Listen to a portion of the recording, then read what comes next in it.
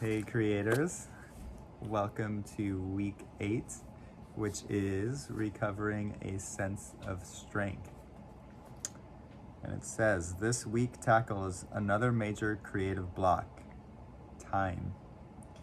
You will explore the ways in which you have used your perception of time to preclude taking creative risks. You will identify immediate and practical changes you can make in your current life. You will excavate the early conditioning that may have encouraged you to settle for far less than you desire creatively. I just wanted to say to you all that we decided to do a video this week. Since it's a lot happening this week with May Day and solar eclipse and a lot of energy with people out doing wonderful things in their lives. So we are just doing it online, and so you can join us at your leisure and check in with us, or just check in the video and stay abreast of where we are this For week. sure. And we look forward to seeing you next week. We hope you're having a great time wherever you're at. Okay, so the first thing she touches upon this week is that as artists, we must learn the art of surviving loss. And this is just that idea that we've all been through whatever losses in our own life, but she's talking about specifically creative losses. So like dreams we've had that we've given up because maybe somebody told us we weren't good enough to do it, and so we believed them and we gave it up, or something we procrastinated on for years that we had the idea of and like love the idea of doing, but fear took over and stopped us from it. So what's cool about losses is that they can be turned into strengths, and it's not as much like being alone, like with all the thoughts that are going on in your brain about like what you lost and all the things it's caused in your life. It's about like a perception shift about what a loss is. And a loss, kind of like we've talked about anger and how that's like kind of pointing the direction of towards action. And basically loss can be the same thing. And in order to have it point towards action, there's a mourning that we have to have about the loss. I really appreciate, she says right here, that because artistic losses, this is the artistic survival. This is what we're talking about here. So it's very primal. And she says, because the artistic losses are seldom openly acknowledged or mourned, they become artistic scar tissue that blocks artistic growth. So, and in essence, these are our artistic miscarriages. And without the capacity to really mourn the loss of those miscarriages, our hearts can become leaden and incapable of really utilizing that for our growth. So my suggestion for a task last week in the morning pages was to think about and consider some of your own artistic losses, your own miscarriages that we can think about, and really take time to just sort of like mourn and grieve and release those things so that we can step into gaining from that loss and utilizing it in our artistic endeavors rather than having it become the scar tissue that blocks us. Mm-hmm. Yeah, and how she puts it is like the losses must be acknowledged and shared. So if we just kind of turn the other way and continue to endlessly grieve about it like we can't do anything about it, that's where it starts to become a challenge in our lives and a block. And if we can acknowledge it and say, hey, look, this is what happened, and share it, whether it's like in our morning pages or share it with somebody else, it needs to be heard. in order to be processed. So that's like the key, like acknowledge it and then share it. And so these things can happen from different people in our lives, whether it be like teachers or parents or mentors. And someone along the line criticized us and we listened is what it is. Like we listened to their criticism. And that kind of judgment can bring up a lot of shame and a potential of an artist giving up, because as artists we're very sensitive to these things, and even just one person saying one thing can create a block that lasts years. I mean, sometimes a decade, sometimes longer. So the idea is that this period of time that we let someone stop us, or we let what someone said stop us, it's like that is the loss, because it's a long amount of time that we weren't creative in the way that our heart was calling us to be, because we put our attention elsewhere, or didn't think we could do it, or didn't think we were good enough, or all, there's more reasons that we'll talk about. But that's basically the idea of this loss and what we do with loss. I want to acknowledge too that as he was talking about criticism, can be at the heart of that, and it goes in the next section of the Ivory Power. It talks about institutions, the very ones that are supposed to be supporting your artist in artistic endeavors and really helping you on that journey, can actually be the very ones that cause the blocks. And sometimes, often, as it says here, and we've talked about this before a bit, but the criticism that damages an artist is the criticism, well-intentioned or ill, that contains no saving kernel of truth, yet has a certain damning plausibility or an unassailable blanket judgment that cannot be rationally refuted. And that actually the artist within is seldom hurt by truth. I will say again that much truth criticism liberates the artist it's aimed at. We're childlike, not childish. Aha is the accompanying inner sound when a well-placed, accurate, critical arrow makes it mark. The artist thinks, oh, I can see that. I can change that.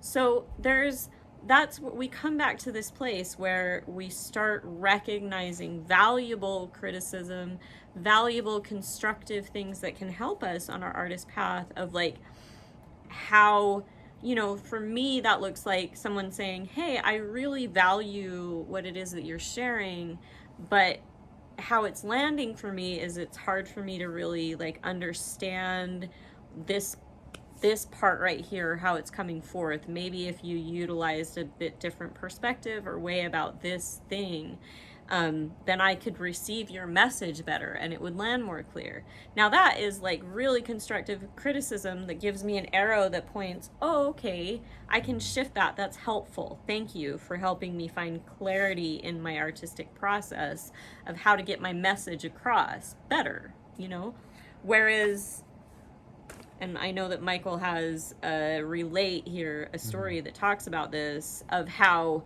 things that just say, oh, you'll never be this, teachers that are basically, it's because of their own artistic losses, their own blocks, their own messages that they've come, those intellectual things that have stunted their artistic growth, they're now projecting onto you by telling you what you can and can't be in sort of overall terms. Yeah. And those are not helpful and not beneficial. And like, if you're experiencing that at all, you need to shut that person down and like get amongst people who support you and get different opinions and nurture that child, because that's their stuff.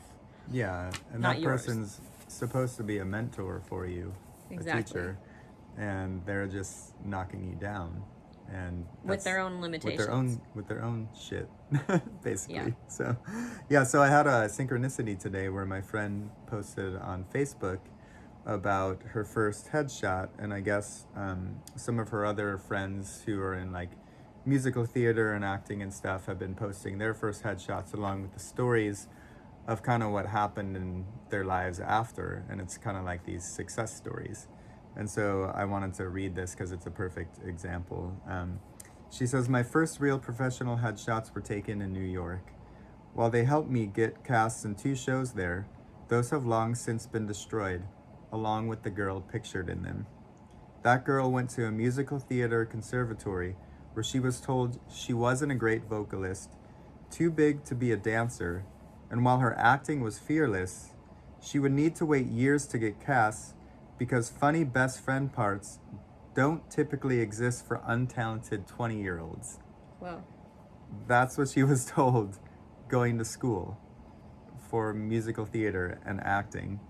And she says the girl in 2008 knew she had some of her own decisions to make. So, I mean, I can say that my friend now is like in a very successful, well, she's in multiple bands. She fronts multiple bands in Chicago and is a like amazing singer, amazing front woman, and she's doing it, you know, and she didn't listen to the people who told her that she couldn't do it. But knowing her personally, I remember even when I first met her, she still had those doubts in her mind because what she was told, but the difference is she chose to take action anyway and do it anyway because she followed her heart and she knew she started to know what she was capable of. So yeah.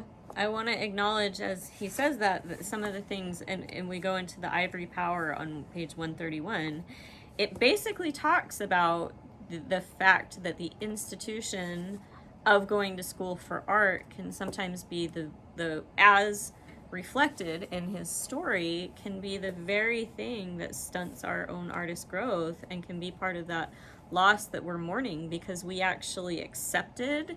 Luckily, she got through that. It may have hurt her for a while, but she was able to like get other opinions and get outside of those people that she looked up to that like gave her these blanket criticisms that were not really helpful and not even really things that she could change. Just blanket criticisms that tried to block her from her own creative genius and being able to tap into that in her own way. It says here, imagination is more important than knowledge. And sometimes with creativity, that's like academics can be limited by what they see as knowledge, but really it's like old think type of ideas. They're trapped in the way that things have been done and they've been trained within an intellectual type of patterning. And it says that sometimes those academics are deeply frustrated by their inability to create, skilled in intellectual discourse, distanced by that intellectual skill from their own creative urgings. They often find the creativity of their charges deeply disturbing. And sometimes the academia harbors far more subtle and deadly foe to the creative spirit. Outright hostility, after all, can be encountered. And the subtle discounting that may numb student creativity at the academic grove. It really talks about how as we go to school for art, school is an activity that's really engaged in propping up the intellectual idea of things and keeping things in sort of like a mental, this is what art looks like, this is what this looks like, this is what, and that you have these patterns of like, if you succeed, if you get a good grade, if I say you're good, if I say you're bad, then and that very institution can be counterproductive for the artist spirit. So it's a weird catch-22 when you're going to school for art, and that as a creative person, those very things can be like anti-productive to the artist spirit. So you have to nurture, to recognize that if somebody's coming from you from that way, often what they're projecting is their own creative limitations, their own creative stories that they've taken on in the intellectual academia arena, and then projecting that onto you in sort of these broad strokes that do nothing to actually support and help you. And if you're getting that type of criticism from anyone, you should run as much as you can and recognize that those are like minefields for the creative spirit, and they're actually not helpful in any way at all. So that's part of our journey, is recovering that and recognizing that education, while you might learn some really cool skills for the artistic process and really great tools for expanding your learning of artistic growth, it doesn't teach that kind of childlike capacity to follow the artistic intuition and imagination, and is counter to that. So all the time that you're learning new artistic things, you have to sort of deprogram the intellectual. Like, we must remember that our artist is a child, and what we can handle intellectually far outstrips what we can handle emotionally. And this intellectual focus of the ivory power that like is judging you all the time can really affect you emotionally, and you need to create that source of like nurturance and protection that the intellectual world, like the artistic spirit, doesn't really fit there, and it's not going to. And if you approach it from that level, it's only going to damage that artistic child. So you need to be able to like take a step back from that and recognize that those are two separate things, and not and source yourself enough to protect your artistic child, even if you have to navigate those journeys and mourn the losses of the places where you have been hurt like that, just like the girl in the story that he's. Yeah, and it's realizing that these teachers and mentors are coming from their own story about their own past experiences, and that's what they're projecting like directly onto you, is what they were told in the past and what they believe, and their own limiting beliefs that they have, they're putting on you like they're yours, and then you can choose to believe them or not. So it's like you don't have to choose to believe, is basically what we're saying. You can make your own decisions and take different actions than what you're told you can do. I want to read one more thing on here that says, highly regarded among their intellectual peers, deeply immersed in their own academic careers, these colleagues offered scant mirroring to the creative students who passed through their tutelage. They neglected to supply that most rudimentary nutrient, encouragement.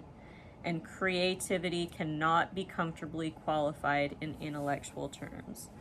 So remember that like the intellectual levels and any judgments that are based upon that just have nothing to do with creativity. Don't listen to that. And if people are not able to give you encouragement, that is a flaw of the systems itself that you're going through, and not a flaw of your own creative spirit. Mm-hmm. So. And what the hell is tutelage? That's what I want to know. Not a commonly used word. Tutelage, mentoring. I dig it, but never heard that one.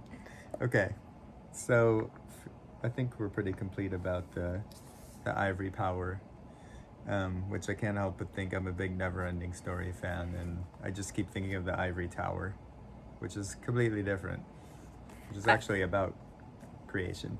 I do want to bring up one more thing, because because it's about audacity. This is where it really says it. But the last topic, we talked about this. I even wrote a song about it for those of you who are here to hear that.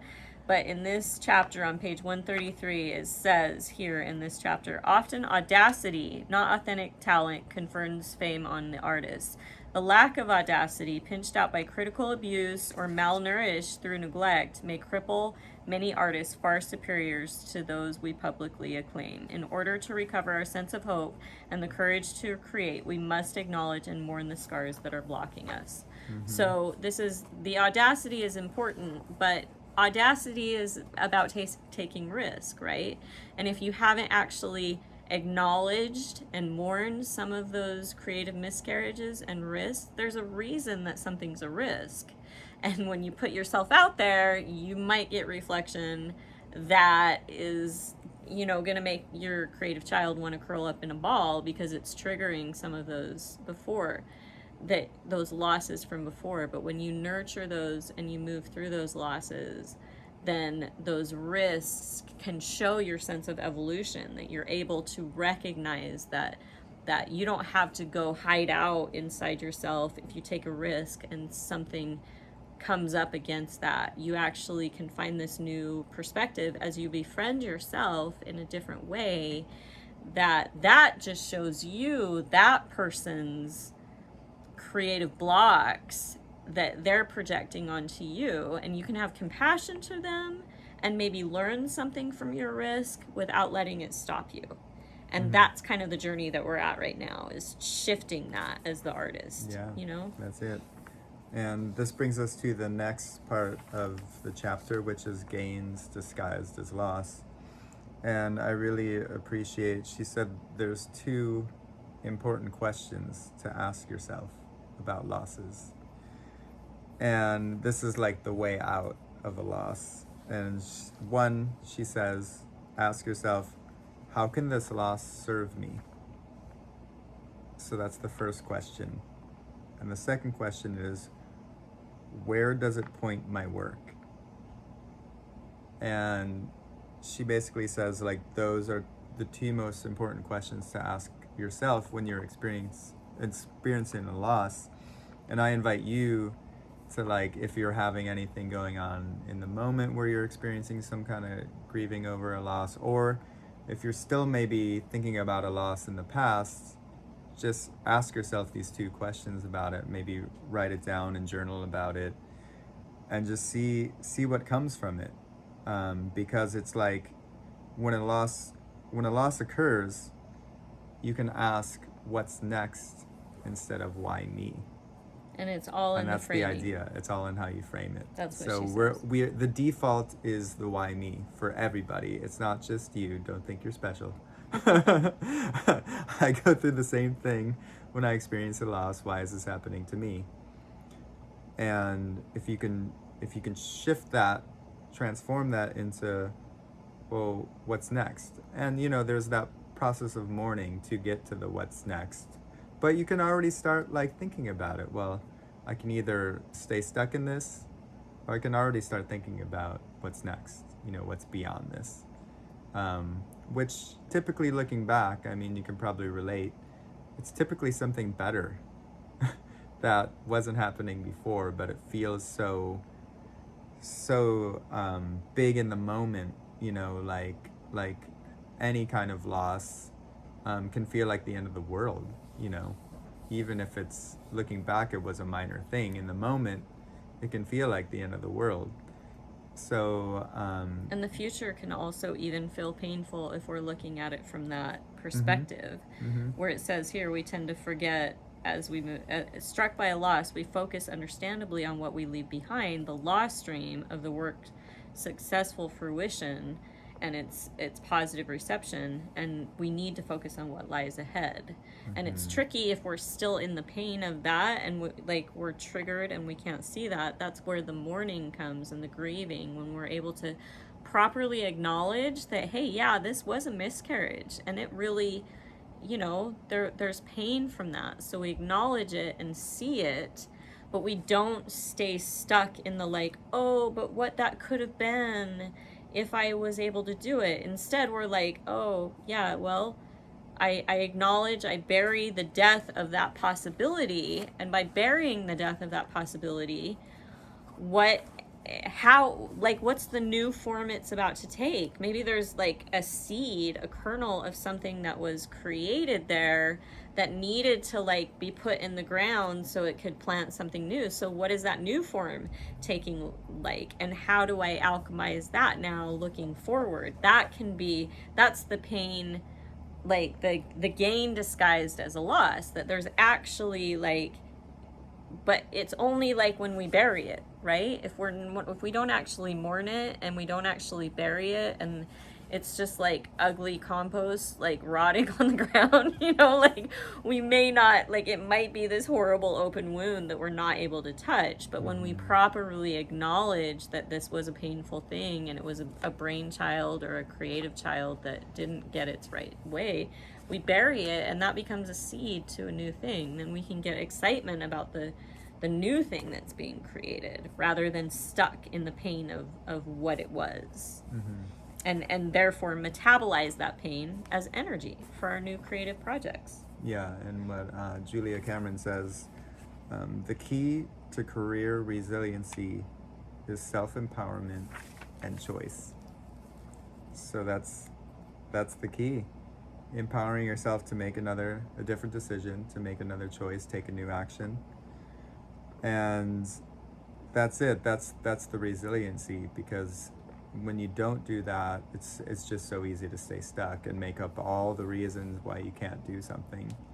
But just, making that next choice and taking that next action is what it's about. And I like what she says on page 137 about loss, which is like, when faced with a loss, immediately take one small action to support your artist. Even if all you are doing is buying a bunch of tulips and a sketch pad, your action says, I acknowledge you and your pain. I promise you a future worth having. Like a small child, our artist needs mommying. Ouch, that hurt. Here's a little treat, a lullaby, a promise. So it could be like the littlest thing, but like we have to remember that our artist is a child. And so we can get hurt the way a child gets hurt, like very easily, and be very sensitive in that way. And I really like both of what he read here on both of these sides, especially what he said before, which what is necessary next. And whenever I've asked that question, I've moved ahead, and whenever I've taken no for a final answer, I've gotten stalled and stuck. So to me, this whole idea is alchemizing the challenges and the stuck places into creative flexibility, which she references a bunch of other people who, this woman who was a dancer that became a filmmaker in order to make good films about dancing, and then that became stuck, so she became a videographer. And like our ability to recognize, I put it as creative flexibility is what it really is. And it's also in why I call you all, and I start everything with hello creators, that you above and beyond are creative first. Because if you start as a creator rather than whatever other artistic story you have about yourself, then if there's some sort of block happening right there, then you can have the courage to sort of play with that and put yourself in a scary new place to be something new, right?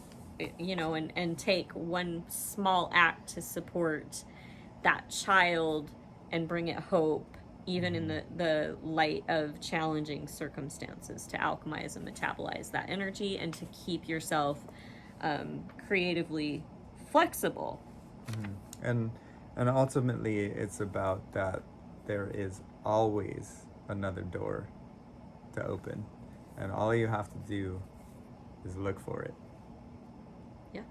It's that simple. Like you don't look for it, you don't find the door.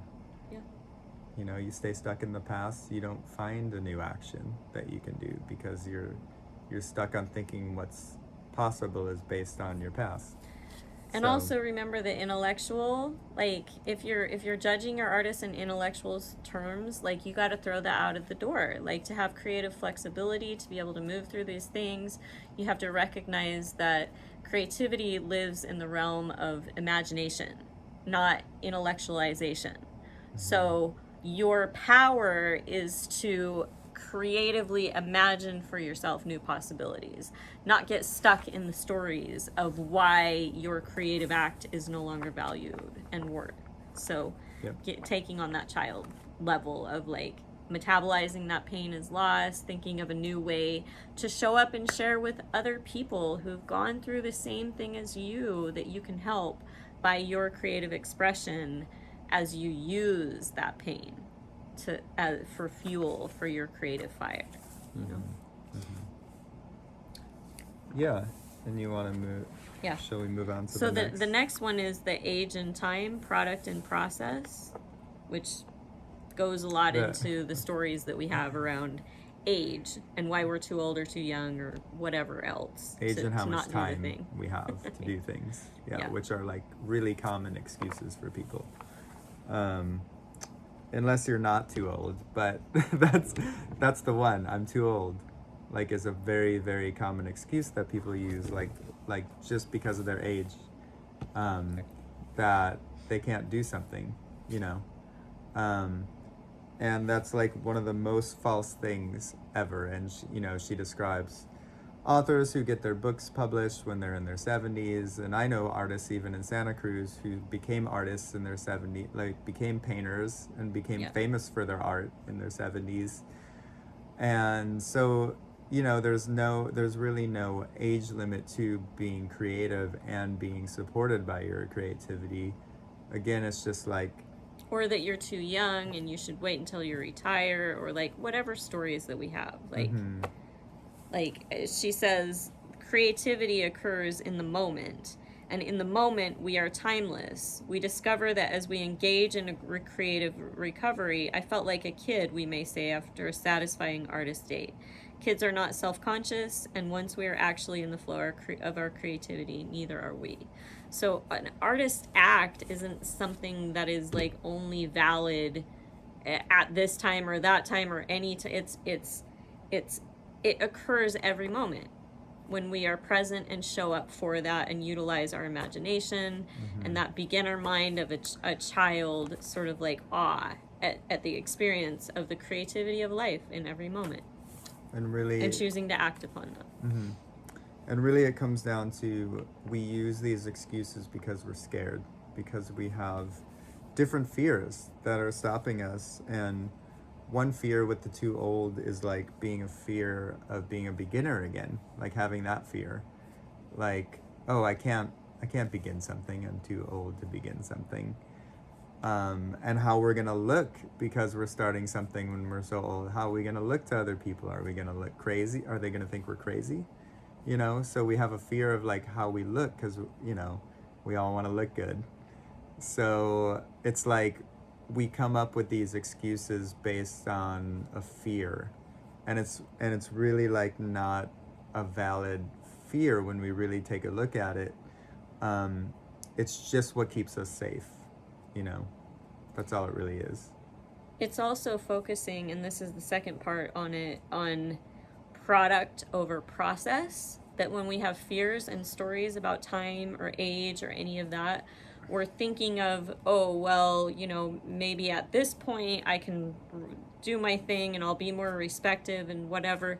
And we think about things in as far as like the book I wrote, or this thing that I finished, or this whatever that I'm done, or this dance thing that I did, or and seeing that we're too old or we're too young or whatever is more about product, about the finished thing that we're creating that we don't think that we can do. And that's why we have the stories about it, and not about process. And at the heart of the anorexia of artistic avoidance is the denial of process. We like to focus on having a learned skill or on having made an artwork. This attention to final form ignores the fact that creativity lies not in the done, but in the doing. And in that sense, no creative act is ever finished. Like, everything is always, and life is the creative process that's always ongoing. And to be an artist, you're just engaging in that conversation with life, as long as you're part of the creative process of existence, right? And we have the societal programming, which is a block for many, that we instantly have to make money out of what we do. Like, what we do is like where we make financial gain in life. And so oftentimes, like, we won't even start if it's not going to make us money right away. you know, because that's like the programming we have. Like you get a job and you start making money right away. Well, it doesn't typically work like that Yeah. with creativity and making money from your art. Taking those small steps and allowing it to build to eventually where it is making you money eventually. And it's like not having the expectation that it all needs to happen at once like a regular job. Yeah. You know, like it's over time, and it's okay that it's over time, because a lot of the joy is in the process of the creation itself. And so it's just like finding the joy in the creation regardless of whether it's making you money right now or not, but just having that joy of creation. Yeah, I like here she says to focus on process, our creative life retains a sense of adventure. Focused on product, the same creative life can feel foolish or barren. We inherit the obsession with product and the idea that art produces finished product from our consumer-oriented society. This focus creates a great deal of block.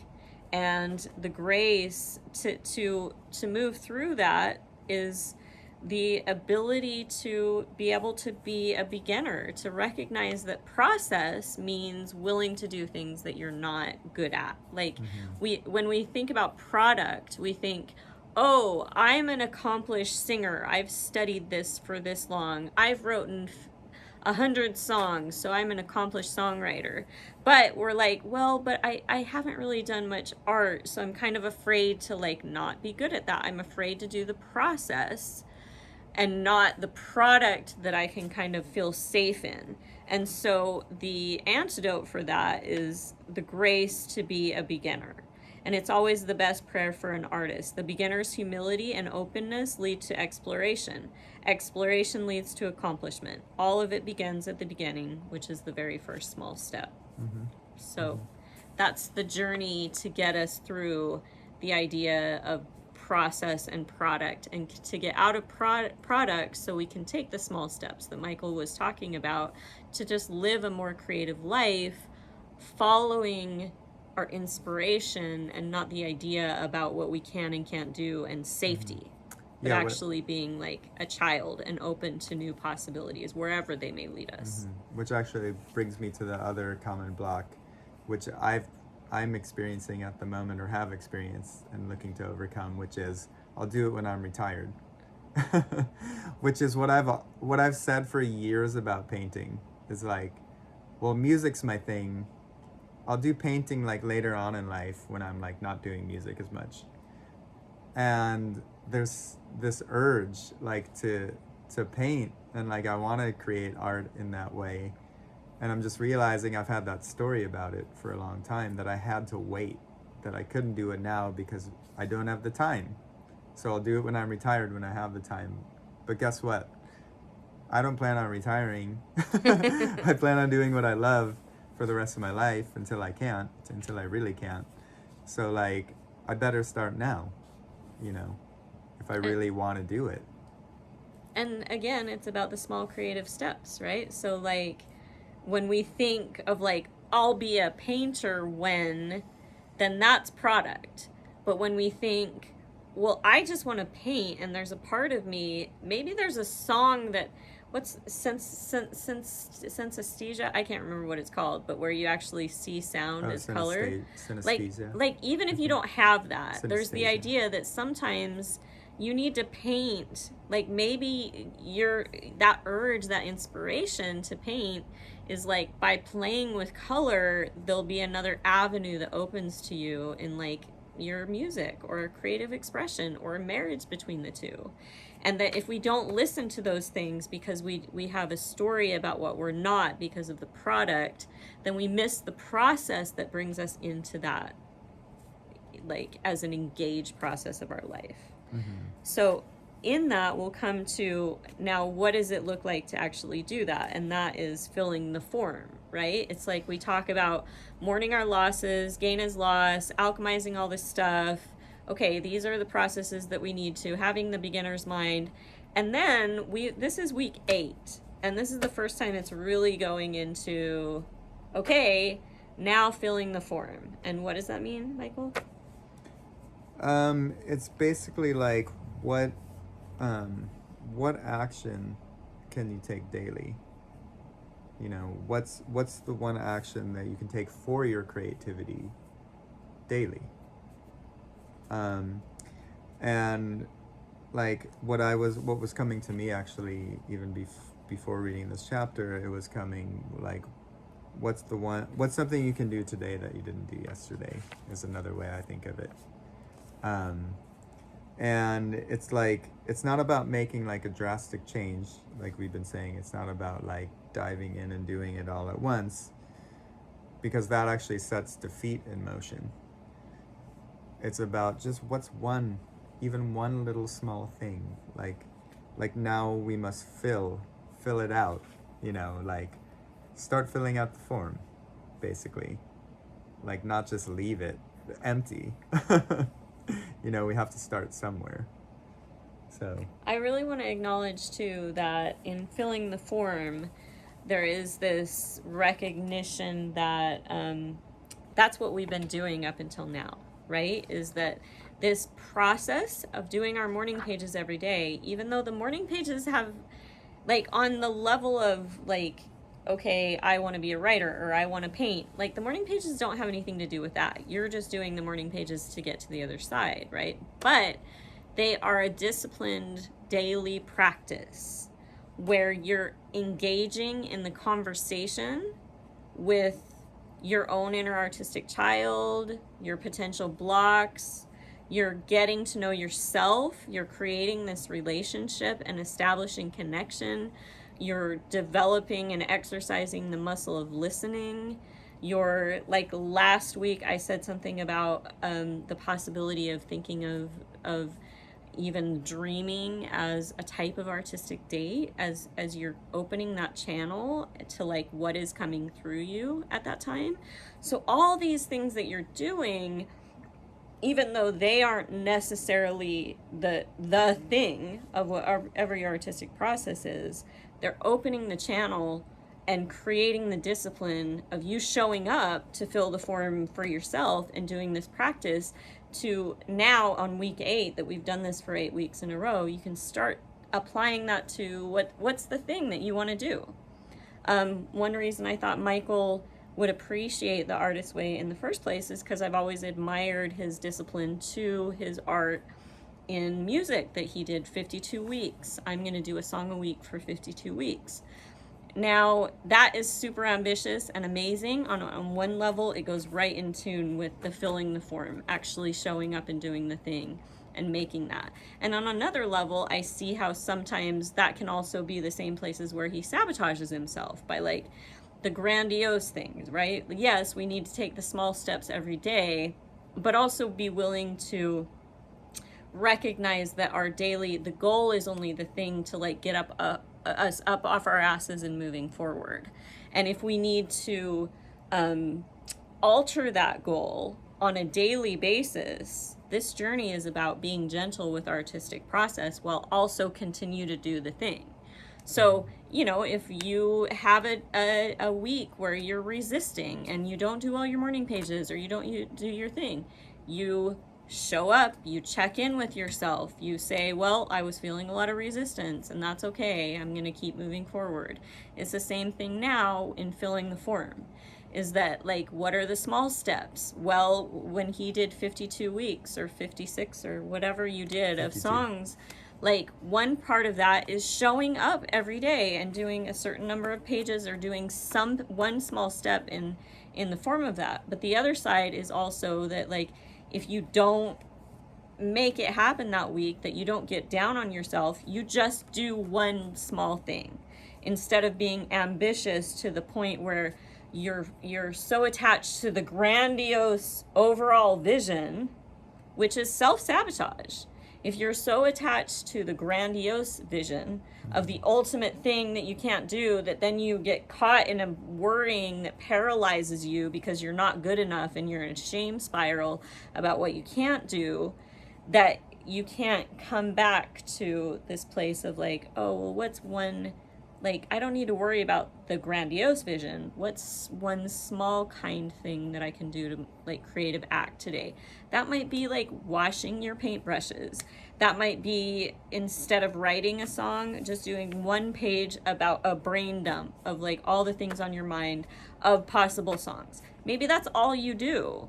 Like, but one kind creative act that you can do daily, it's this balancing act that we're doing between, like, slowly, step by step, bringing in habits that are a level of discipline to showing up and filling the form, while also not overwhelming ourselves and being gentle on the days that, like, we're having challenges with that and we don't meet our lofty goals, that we can step back from the grandiose vision and just, like, keep doing one small thing that's gentle and loving for ourselves. And that is filling the form, but just showing up each day to do the thing, to write the pages, to, like, getting some new watercolor or pencils, to getting a pad of notebooks, to doing an artist day in a way that will fill you, to think about these things. It doesn't have to be big, just whatever that looks like for you. And she says, often we contemplate the odds of success instead of taking the next step. And basically we use those odds to help us procrastinate. Yeah, basically worry, that worry as an artistic block. We use the worry as an artistic block. And then she goes on to say, you know, if rage and grief are happening over the lost years from not taking action or not taking any steps, make the small changes right now. Like, don't wait. Where you are right now, like, start anything, you know, anything, because I'm sure there's a lot that you want to accomplish with your art, or maybe not, or maybe you just do it for fun, but either way, like, it doesn't start until you start is basically the best way to look at it. So start right now. Do something right now in this moment. I actually, Aubry and I were at this party over the weekend, and there was someone who gave themselves a 100-day creative challenge where they had to do something creative for 100 days straight. And they ended up doing, like, a lot of creative writing. But it could be anything. And collages. Yeah, and collages. Oh yeah, collages too. And then writing after the collage. And, like, but it could be any amount of time. It didn't have to be like hours of the day. It could be like however much time. But she made a commitment and stuck with it for the 100 days, and she was on, like, day 90 something. You know, and that it's a commitment like that you commit to yourself. And then you see, like, all the magic and the miracles that happen during the process. And we got to witness a really vulnerable, amazing share from one of the days that moved everybody. It was lovely. At the party. So, like, it's things like that, you know. It doesn't have to be, and she wasn't doing it for anyone else. She wasn't doing it to make money. She wasn't doing, you know, she was doing it for herself. It was a commitment to herself. So it can be something like that.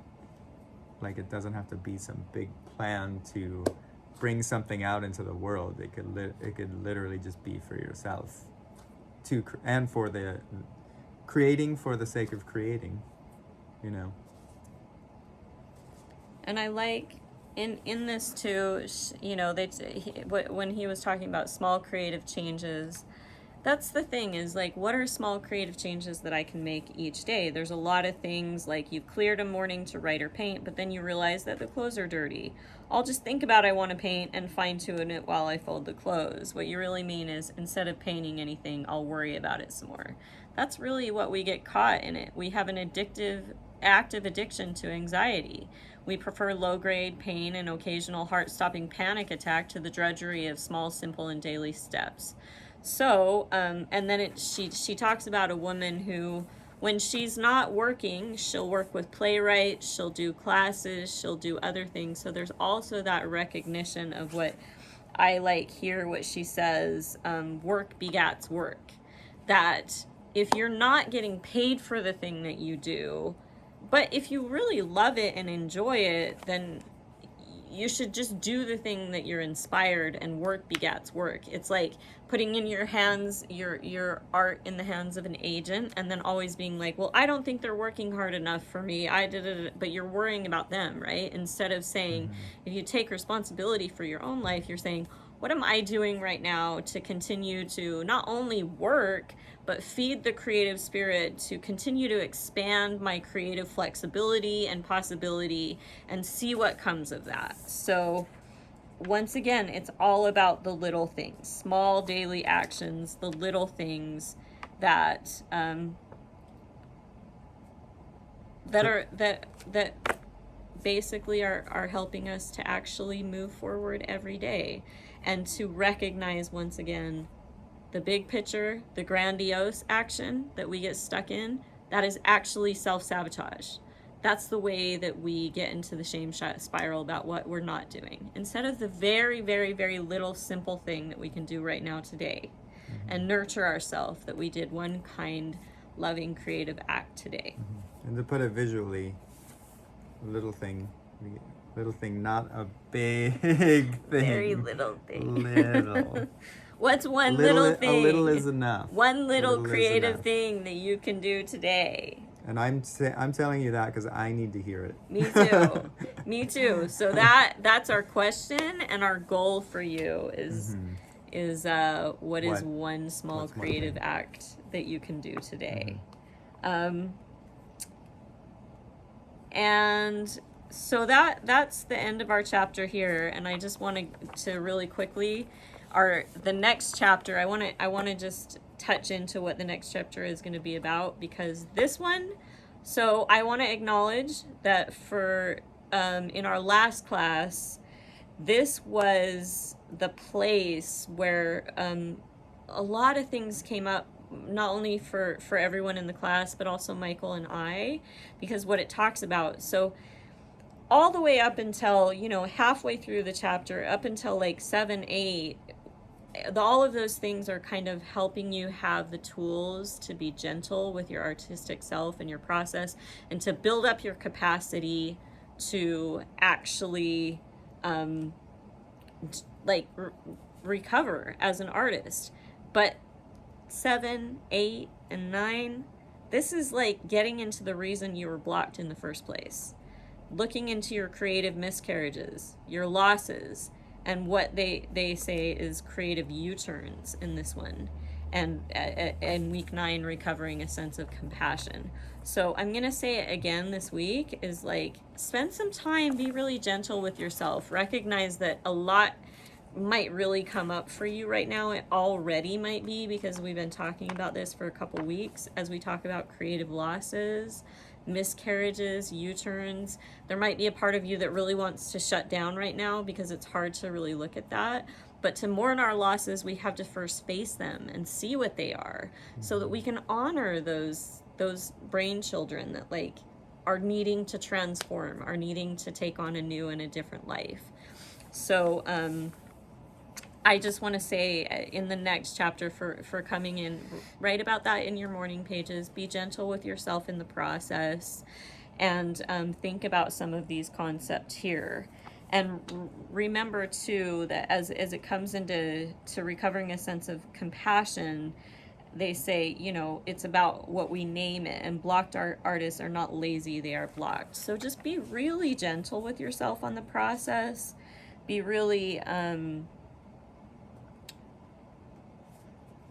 as we go into creative U-turns, as we go into blasting through the blocks, we're even the task next week is, as I mentioned, going back over your morning pages with a pen or a highlighter, which if you're not ready to do that, don't do it.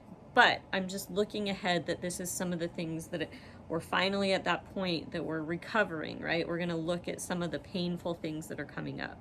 So just be gentle, continue to work with that in your morning pages, and remember that we already went through this last time, and this was where everybody really is challenged. All the work that we've done up until now is so that you have the strength, the connection, the consistency, that befriending, the relationship with your artist self, so that you can really actually approach looking at your creative U-turns honestly and in an authentic way, and really like honor that part of you that you need to release and let go, so that you can move forward and recover fully as as the amazing creator that you are, and the new wonderful possibilities that are going to transform as you accept those places. So Yeah, and if you haven't had a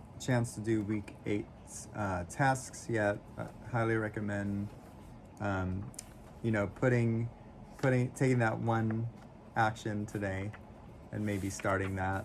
And then also on page 144, the early patternings and exercise. That's a really great one too, because you start to realize that a lot of these limiting beliefs that we have come from our childhood and something we were told then, and we chose to believe it. So that can be a really helpful exercise, and doing the tasks is also always a great way to really stay in it and like keep showing up for yourself. And so if you haven't done it yet, highly recommend doing those.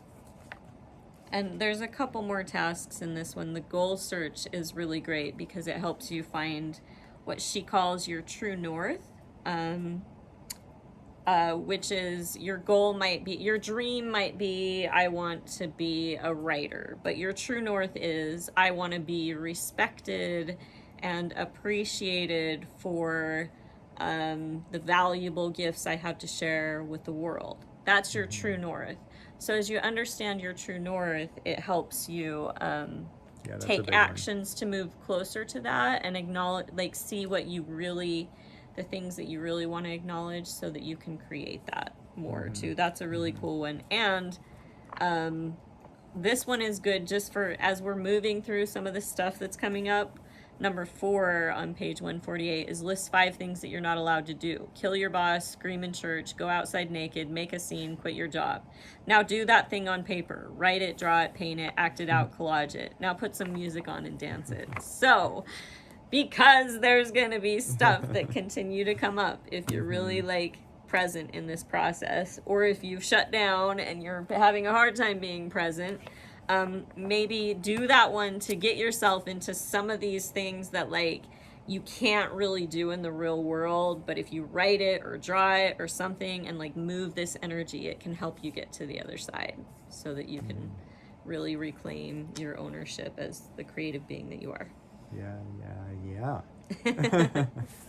And I think that's it for this week, and just go out there and be a creator, That's it. One thing a day, even one little thing is all it takes to be a creator. So we believe in you, we think you're awesome, and we love you and we support you. I also want to say too that there's an activity on page 158, blasting through blocks. I recommend you trying to do this one at home. And this is for week 9. This is for week 9, so this is for what's upcoming, as well as the reading and working more with your creative U-turns and your miscarriages and stuff in your morning pages. Really gently exploring into that area. Blasting through blocks will kind of show you some of the stuck energy that you still have there and ready to kind of make it through to the other side. So I really recommend you trying to do that at home before next time coming there, and be really gentle with yourself, nurture yourself, give yourself plenty of creative encouragement and love on this process, because next week we're going to get into some sticky, challenging places where we've been stuck in our process, and how to love and encourage our artistic child to move forward. So we look forward to seeing you next week. Yeah, see you next week. We hope you're having an amazing solar eclipse, Beltane, springtime, wherever you are enjoying the sunshine right now. And we'll see you next week. Keep living the artist's way.